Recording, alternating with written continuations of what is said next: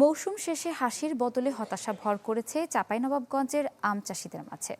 নাবি জাতের আমে কাঙ্ক্ষিত দাম না পাওয়ায় লোকসান গুনতে হচ্ছে অধিকাংশ চাষিকে।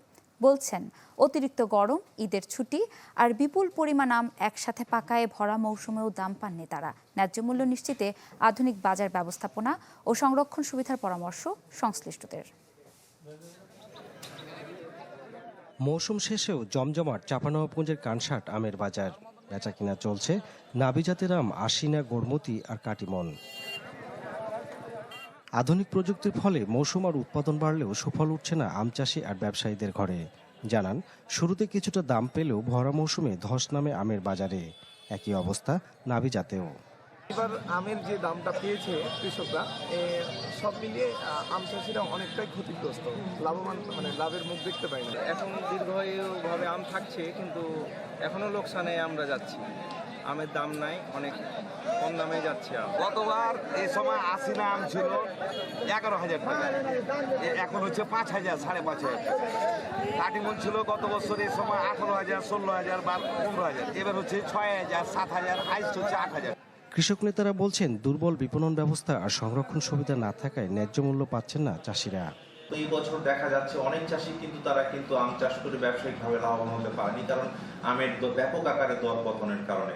তো এই অবস্থা থেকে পরিত্রাণের জন্য আমাদেরকে ব্যাপক আকারে প্রক্রিয়াজাতকরণ দিকে যেতে হবে। যদি যাই তাহলে আমাদের আমের কাঙ্ক্ষিত ন্যায্য মূল্য নিশ্চিত হবে। আমরা যারা আম নিয়ে কাজ করছি, প্রক্রিয়াকরণ নিয়ে কাজ করছি, তাদেরকে বিভিন্ন দেশে পাঠাতে হবে। তাদের জন্য ফাইন্যান্সের যে অবকাঠামো ডেভেলপমেন্ট দরকার, সেই টাকাগুলো দিতে হবে এবং তাদের এক্সপোর্টের জন্য তারপর বিভিন্ন লাইসেন্স লাগে, বিএসটিআই বা অন্যান্য যে লাইসেন্সগুলো হয় এক্সপোর্টের ক্ষেত্রে, সেটা সহজীকরণ করতে হবে। ন্যায্য মূল্য নিশ্চিতে আধুনিক বাজার ও সংরক্ষণ ব্যবস্থার পাশাপাশি প্রক্রিয়াজাত শিল্প গড়ে তোলার কথা জানালেন কৃষি কর্মকর্তারা। এই আমকে বহুবিধ ব্যবহার আওতায় নিয়ে আসা যায়, সেক্ষেত্রে কিন্তু আমের একটা ন্যায্য মূল্য নিশ্চিত পূর্বক একটি বাজার ব্যবস্থা তৈরি হবে এবং সেক্ষেত্রে সবাই উপকৃত হবে। প্রক্রিয়াজাতকরণ আমের বাণিজ্যিকরণের সাথে একটা গুরুত্বপূর্ণ জড়িত। এখানে আমাদের কিছু উদ্যোক্তা তৈরি হয়েছে, তারা আম প্রসেসিংয়ে গেছে।